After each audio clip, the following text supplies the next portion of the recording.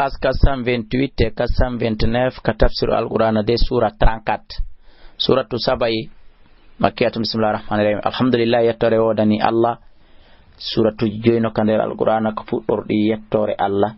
ngol no jeya majji. Alladhi lahu tata kanko wodani ma fi samati bi kon kon kamuli ma fi larde kon kon kaleydi wala alhamdu kanko wodani yettorne fil akhirati kalahara wa huwa al-hakim kanko nyenyu don al-khabir hum pitidon. Ya alam kanko Allah himo andi ma yaliju konko sorata konko natata konko jippoto fil ardi kaleydi wa ma yakhruju konko yaltata minha iwa e mayri wa ma yansile konko jippoto min sama iwa kasama wa ma yaruju konko yawata fi aya makko rahim kanko yurmete dol ghafuru ya fotodo. وقال الذين يبين كفروا يدب لا تأتينا الساعة من اندي درنغ لرتامي قل ويو بلا وي وربي ميوندي جوميا لا تأتينكم درنغ الأرايون أدناي أنغل عالم الغيب يون أندو كويرني لا يعزب ويرنا كان همكم مثقال ذرة أبر جر في السماء كمول ولا في الأرض وناك ليد ولا أصغر وناكم كبر فند من ذلك أبر جر ولا أكبر وناكم كبر مونود إلا في كتاب صنفون ويندك لوح المحفوظ مبين بانجنا ليجزي الذين فيه يبين آمنوا قمن وعملوا الصالحات بكل لمؤمن أولئك بلهم نودا بمغفرة يافيا ورزق يرزق كريم تددو والذين بين سعوا يا رب في آياتنا في آيات من معاجزين بيرون كنام أولئك بلهم نودا بعذاب التي من رجز إمر ده صبع أليم موسل ويرى الذين يأبين أوتوا العلم أكاب غندل الذين دي القرآن أنزل إليك جبنان فادي ما من ربك إمردك جوما هبه سوتيه هبه يؤده وانده هو الحق وانده كنده غونغا ويهديه دي فيونا إلى صراط العزيز فادي لاول أوتي دودو الحميد يتني دو.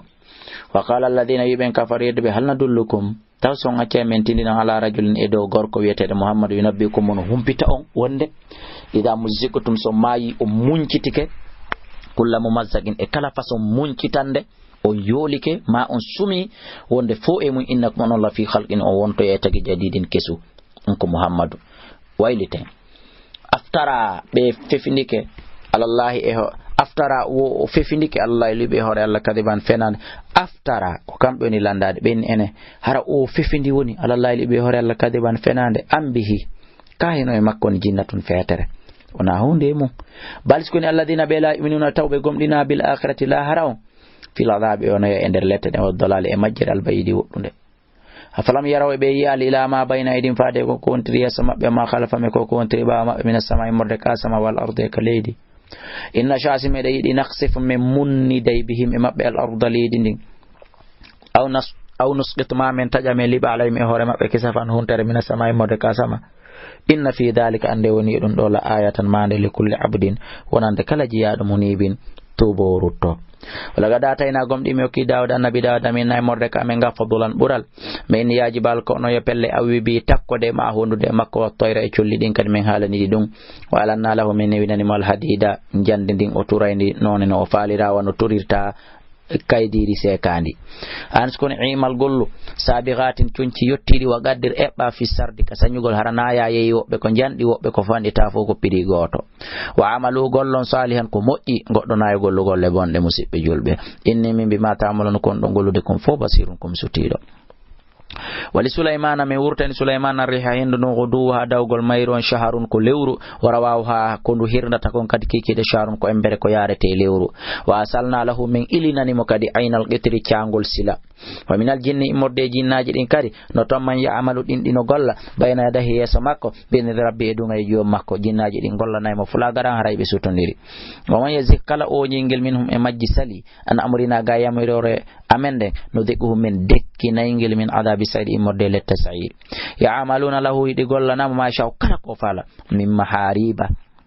imorde mahangol mo mihirabuji wa tamatila e mahangol mo nandollaji dun estati hay kambe dun harma kadina mabbe wajifanin e mahangol mo beeli e bimana pisin ka fubbe kal jawabi wawdu wono pelle wa gudurin e wureje rasiyatin towde